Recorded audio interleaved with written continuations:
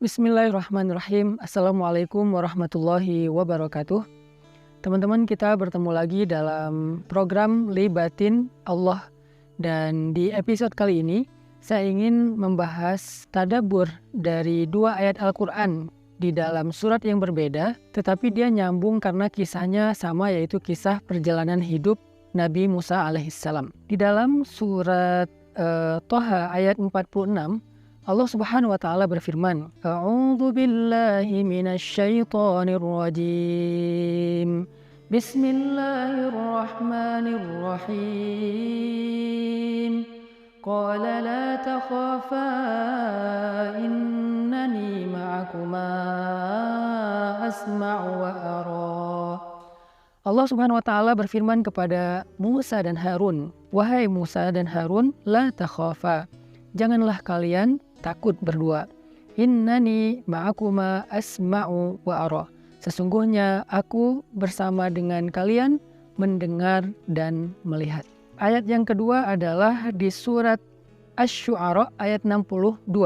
Allah Subhanahu wa taala berfirman, Bismillahirrahmanirrahim. Qala kalla inna ma'iya rabbi sayahdin. Musa berkata, sekali-kali tidak, sesungguhnya bersamaku ada Robku yang akan memberikan jalan kepadaku. Dua ayat ini tuh sebetulnya memberi kita sebuah nasihat tentang bagaimana cara kita melibatkan Allah dalam urusan hidup kita, bahkan sejak awal sampai akhir. Jadi bukan hanya melibatkan Allah di awal aja, atau melibatkan Allah di akhir ketika udah mentok. Tetapi ini gimana cara melibatkan Allah sehingga muncullah ma'iyahnya Allah, kebersamaan Allah dalam urusan kita, dalam hidup kita dari sejak awal sampai akhir. Gimana caranya? Kalau kita belajar dari tadabbur surat Toha ayat 46, ternyata cara melibatkan Allah dalam urusan kita itu sejak awal itu adalah pastikan bahwa yang kita lakukan itu memang sesuatu yang ada hubungannya dengan Allah. Artinya kita melakukan sesuatu itu di jalan Allah, fi sabilillah. Ketika kita fi sabilillah berada di jalan Allah, baik dalam urusan karir, fi sabilillah dalam urusan hubungan, fi sabilillah dalam urusan keluarga, fi sabilillah dalam urusan belajar, fi sabilillah dalam urusan apapun dalam hidup kita, kalau kita fi sabilillah, niatnya itu karena Allah dan ada hubungannya dengan agama Allah, dengan Islam, dengan dakwah, maka Allah pasti terlibat. Karena Allah selalu terlibat kepada hamba-hambanya yang berjalan di jalannya. Kisah Nabi Musa, waktu itu Nabi Musa diutus oleh Allah, Idhab ila Fir'aun, pergilah kamu kepada Fir'aun, lalu berdakwahlah kepada Fir'aun. Sehingga ketika Nabi Musa mau bertemu dengan Fir'aun, Allah bilang, wahai Musa dan Harun, gak usah khawatir, aku bersama kalian kok. Aku akan mendengar, aku akan melihat, aku akan menyaksikan, aku akan terlibat dalam urusan kalian sejak awal. Sehingga gimana cara kita untuk men-switch niat kita supaya apa yang kita lakukan itu ada hubungannya dengan Allah.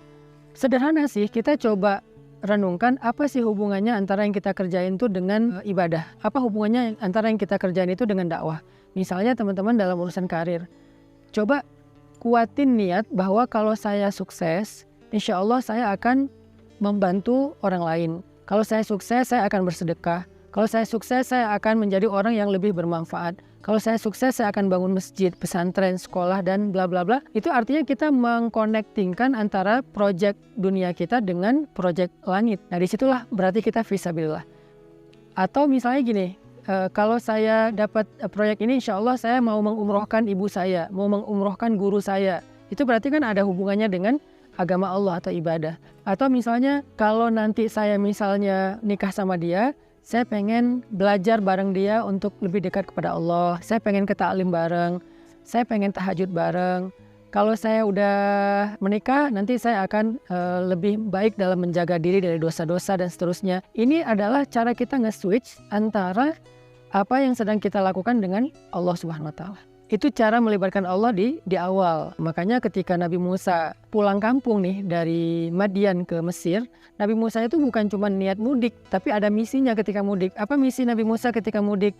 Misinya adalah idhab ila Fir'aun innahu tagha, berangkat untuk bertemu Firaun dan mendakwahi Firaun supaya bisa membebaskan Bani Israel, arsil ma'iyya Bani Israel, bebaskan Bani Israel, dan mengajak Firaun untuk taubat, untuk menyembah Allah Subhanahu wa taala. Itu adalah misi Nabi Musa ketika mudik. Jadi bukan cuma pulang kampung. Artinya apa yang kita lakukan itu harus kita coba cari poin apa hubungannya dengan Allah, poin apa hubungannya dengan ibadah, poin apa hubungannya dengan dakwah. Itu harus selalu muncul dalam hidup kita. Jadilah seorang misionaris kebaikan, jadilah seorang agen kebaikan yang ada hubungannya dengan Allah Subhanahu wa taala. Maka apapun yang kita lakukan itu Allah terlibat. Apapun Allah terlibat. Kemudian ketika dalam perjalanan bagaimana melibatkan Allah sampai di akhir? Belajar dari surah Asy-Syu'ara tadi, yaitu kalla inna ma'iya rabbi sayahdin. Ketika pengikut Musa bilang, ya Musa, kita ini celaka, kita akan ketangkap sama Firaun, kita akan dibunuh sama Firaun, kita udah mentok, di depan kita laut, di belakang kita tentara. Nabi Musa bilang kepada kaumnya supaya mereka tidak berputus asa dari ma'iyah atau kebersamaan Allah. Kata Nabi Musa, kalla, enggak seperti yang kalian anggap bahwa Allah enggak terlibat, kita sendiri, kita ditinggalkan, kita bakal dibunuh, kita bakal disakiti sama tentara Firaun. Kalla, enggak kayak gitu. Inna ma'iya rabbi sayahdin. Kok bisa Nabi Musa bilang kayak gini? Sesungguhnya bersamaku ada Robku yang akan memberikan jalan. Karena Nabi Musa percaya dengan janji Allah yang tadi di surat Thaha. La takhafa inni ma'akuma asma'u wa ara. Aku bersama kalian wahai Musa dan Harun. Sehingga ketika mentok Nabi Musa percaya dengan janji Allah bahwa Allah la yukhliful mi'ad. Gak pernah ingkar janji. Sehingga ketika Nabi Musa berbaik sangka kepada Allah, tetap berharap pada Allah, sementok apapun kondisi beliau, sesulit apapun kondisi beliau, maka kemudian Allah menunjukkan keajaiban, wahai Musa, pukullah tongkatmu di batu.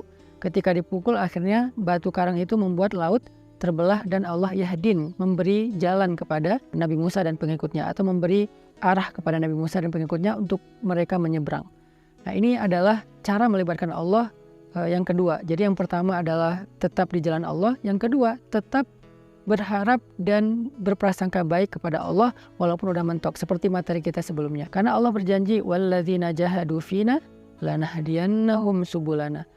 Orang-orang yang tetap di jalan kami, berusaha untuk tetap istiqomah, pasti kami akan memberikan jalan-jalan kami. Arti jalan-jalan di sini itu banyak solusi, bukan cuma satu solusi. Sehingga teman-teman yang dirahmati Allah SWT, belajar dari kisah surat Asy-Syu'ara dan surat Thaha, kisah Nabi Musa ini, sederhana sih cara melibatkan Allah dalam urusan hidup kita. Di sini cara ngelibatinnya. Dengan apa? Dengan ikhlas dan sikoh. Dengan ikhlas di awal dan tetap sikoh sampai akhir. Sikoh di sini artinya tetap yakin dan percaya kepada Allah sampai akhir. Nggak pernah berputus asa, nggak pernah berburuk sangka, nggak pernah mengeluh sampai akhirnya meragukan kebesaran Allah. Enggak. Dia tetap bahwa Allah ada bersama saya karena saya masih di jalan Allah. Sehingga yang harus kita pastikan itu dalam hidup kita itu adalah apakah kita masih on the track? Apakah kita udah ke distract selama ini? Ke distract hatinya, ke distract langkahnya. Yang harus kita pastikan bahwa kita masih di sini, kita masih di jalan Allah.